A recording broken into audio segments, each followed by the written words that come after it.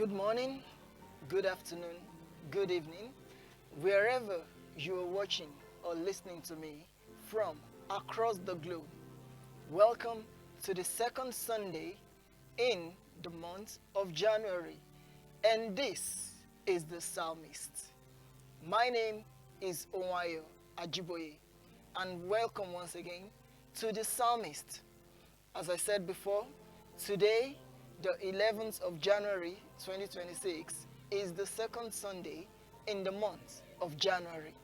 I want to say congratulations to you and I for the privilege to see the second Sunday and the third week in the month of January. Not many had this privilege that we had, but you and I have been graced by the Lord to see a day like today. Now this is the Psalmist, where we dissect Psalms. We look at the emotions, the art, and the context behind the words being penned down by inspiration of the Spirit of God by these psalmists. Today we're going to be looking at Psalm 25. Psalm 25 is a very important psalm for us in this year because it talks about guidance.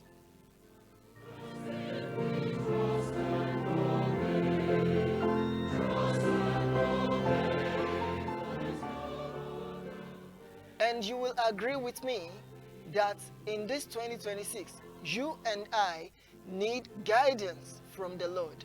You and I need leading from the Lord. Psalm 25 is all about being guided. You know, last Sunday, we talked about a prayer of thanksgiving. We checked out a psalm that has to do with thanksgiving and gratitude to God for seeing the first Sunday in the year. Now, after gratitude, after thanksgiving, comes the need to be guided. After thanksgiving comes the need for guidance. And that is why David in Psalm 25 entrusted himself to the Lord, just as we shall be entrusting ourselves to the Lord.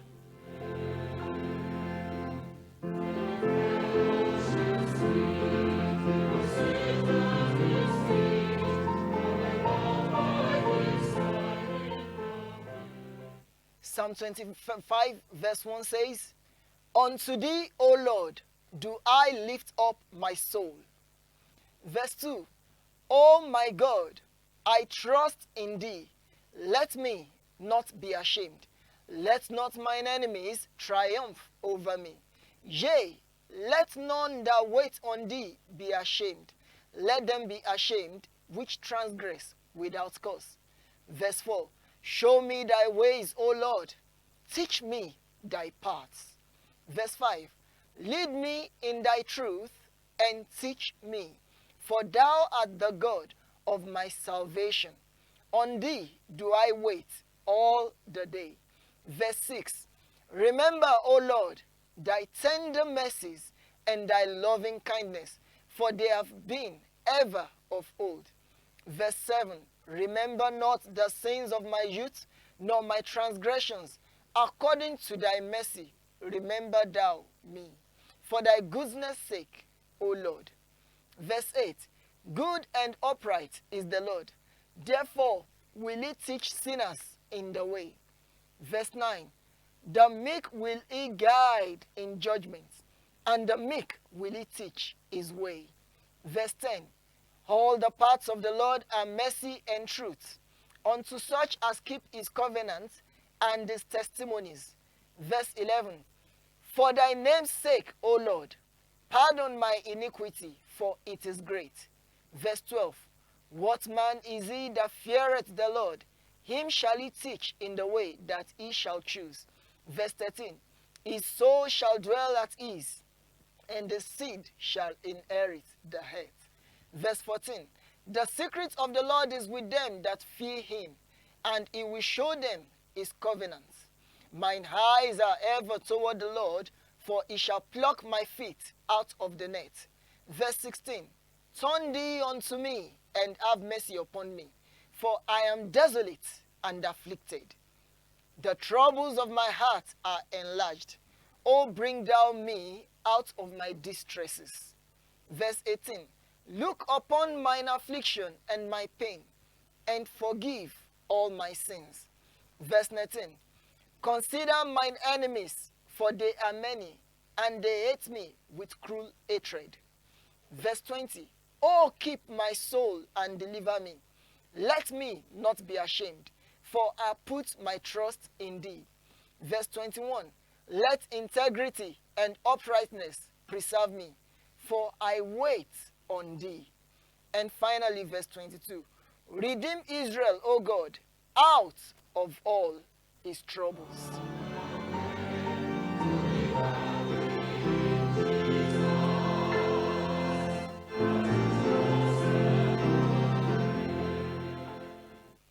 We have seen from verse 1 to 25, and we can see that there's a common theme in this psalm, which is guidance.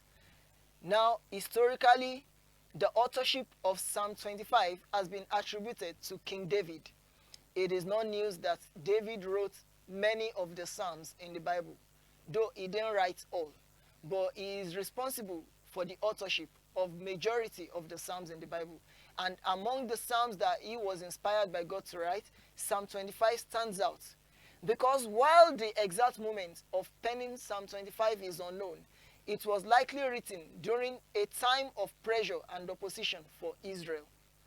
It was a time when David sat in self-reflection after a personal failure. It was written in a season when David was both threatened externally and internally. The psalmist's mindset was that David found himself surrounded by enemies, burdened by guilt, unsure of the path ahead, yet still choosing to trust God.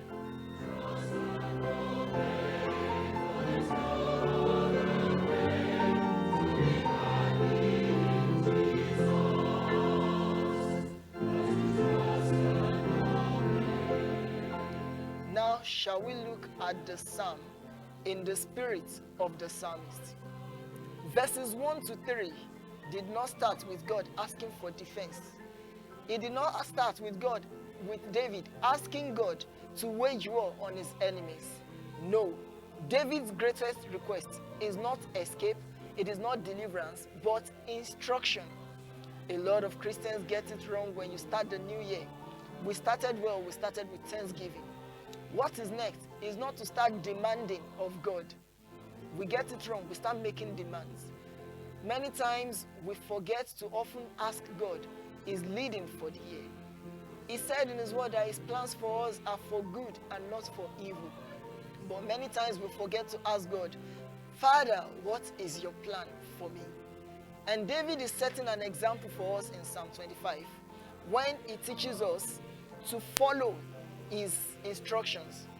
How he teaches us to follow not just his instructions, but to also ensure that we do the right thing, which is to ask God to lead us.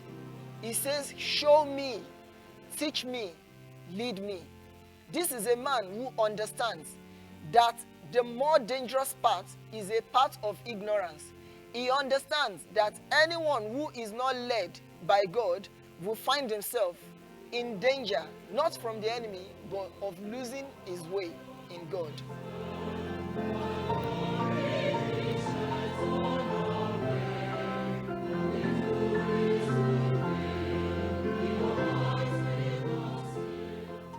Now, verses 4 to 5 talks about direction before deliverance. Because when it comes to our daily activities, when you step into a new year, you have made a resolution for yourself that this year must be like this for me. You have told yourself that you want your year to be filled with blessings. You want to achieve a certain goal. You want to achieve a certain milestone. There are successes that you deserve. And we often make the mistake of demanding them for God instead of first asking God what He is saying about the new year concerning us. David, in verses 4 to 5, focuses more on direction. He asked God to show him his ways. He asked of the Lord to teach his paths. And that is important for David because he says, show me, teach me, and lead me.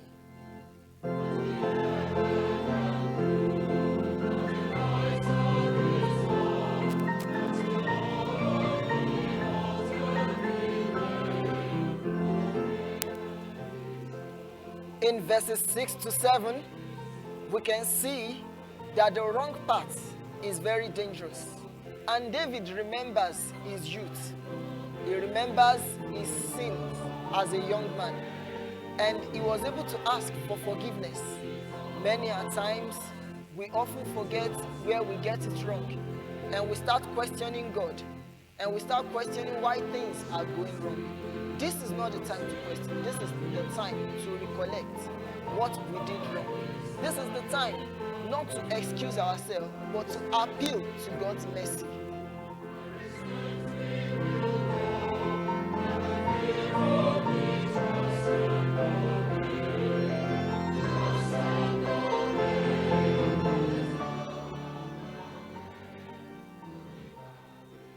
Verses 8 to 10 is where David explains God's character.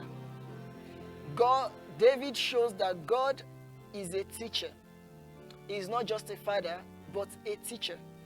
He guides the humble. He shows in verses 9 to 10 that God's paths are mercy and truth. This means that God does not wait for you to be perfect. He does not need your perfection. He needs your humility. He needs your willingness to listen. Only those that are meek at heart get to enjoy his covenant.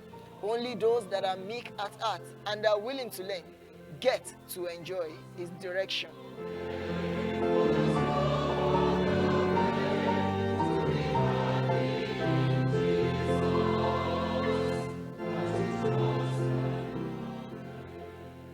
In verse 11, David talks about a grace that covers all guilt.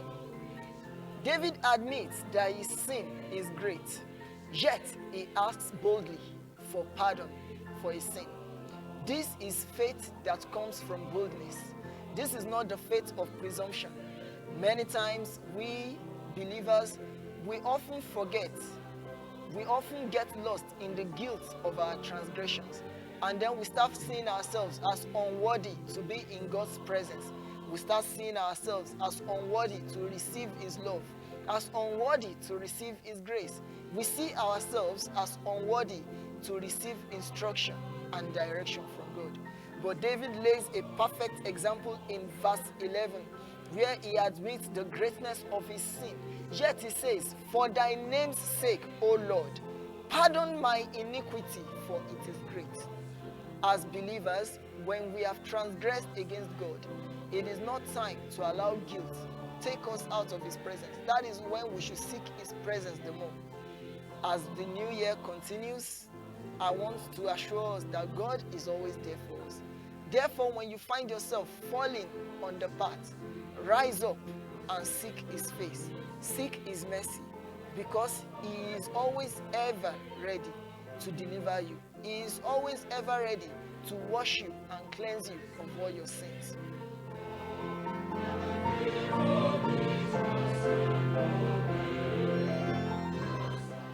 Verses 12 to 14 talks about the fear of the Lord. The fear of the Lord brings guidance. It brings peace. It brings generational blessing. And most importantly, it shows us that God shares his secrets only with those who fear him. This means if you are hoping to hear from God, if you are expecting direction from God in this 2026, you have to fear the Lord. And when we say fear, we do not ask that you tremble or that you become afraid of God. Rather, we ask that you keep his commandments, you keep to his statutes, and that you keep his law in your heart.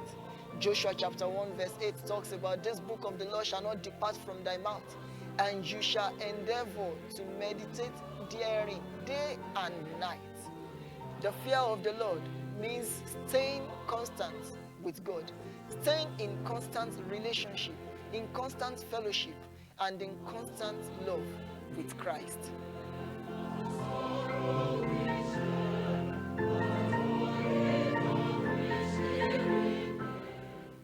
Verses 15 to 18 talks about loneliness. It talks about David's inner turmoil, the emotional weight. But do you know what David did not crumble under his guilt. He did not crumble under his loneliness.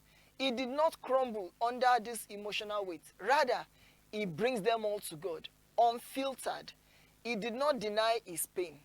Rather, he brought it before God, and he tendered it at the feet of God with faith. Many times, Christians, when we face a challenge that we do not expect, or when we meet with an opposition that we were not ready for, we tend to carry this burden by ourselves. But David lays a clear example. He shows us that it is important to bring our burden before the Lord, because only He can bear this burden for us.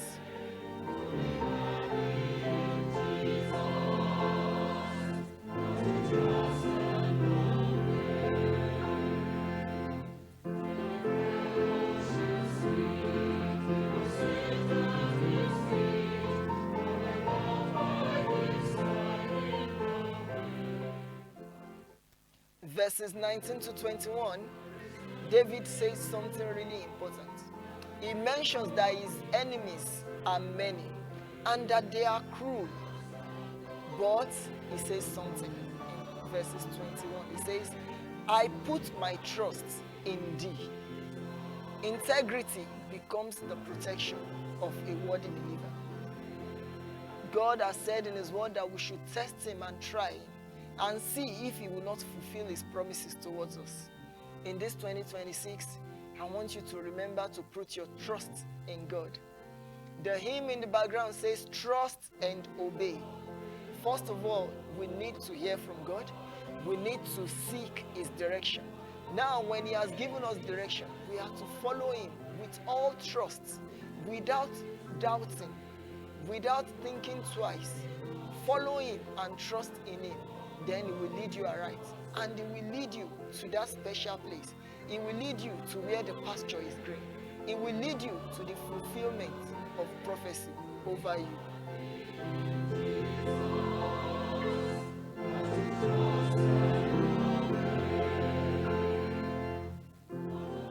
And the final verse, verse 22, David does something. He did not pray over himself anymore. He prayed over Israel, and he said, redeem Israel, O God, out of all his troubles. This goes to all Nigerian believers. Redeem Nigeria, O God, out of all our troubles. When you step into the new year, this is the third week in the year 2026. How many times since the year began have you remembered to say a word of prayer over your community, over your household primarily, over your nation as a whole, and over the world at large? How many times do we remember to ask for God's guidance for our leaders so as to steer the ship of this nation in the right direction?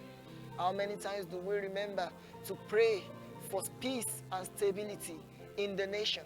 How many times do we remember, as our prayers always been demanding, Lord, give me this, give me that, do this for me, do that for me? We have a clear example in Psalm 25 that we should always endeavor to pray over our nation. The Bible says, they that seek the peace of Jerusalem shall eat the fruit thereof. I want to paraphrase that to Nigeria and say, they that seek the peace of Nigeria shall eat the fruit thereof.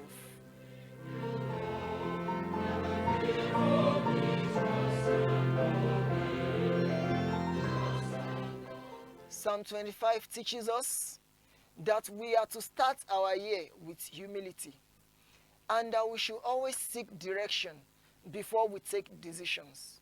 Also, we should deal with the past before chasing the future, and we should always trust God when the path is unclear. This has been a wonderful time with you, our esteemed viewers, on the Psalmist today. My name is Ohunayo Ajiboye. And before we wrap it up, I'd like to appreciate the executive producer of the Psalmist, in person of our chairman and CEO of esteemed Radio Vision, also the founder of Eni Amole Foundation, where we give help to the needy, where we render hope to the hopeless, where we help the helpless. And I also want to say a big thank you to my producer in person of Adenipekun Afolabi. He has been here in the studio working tirelessly with me. We are saying have a wonderful Sunday and have a great week ahead. Till next time when the psalmist shall come your way, remember to trust and obey. Good day to you.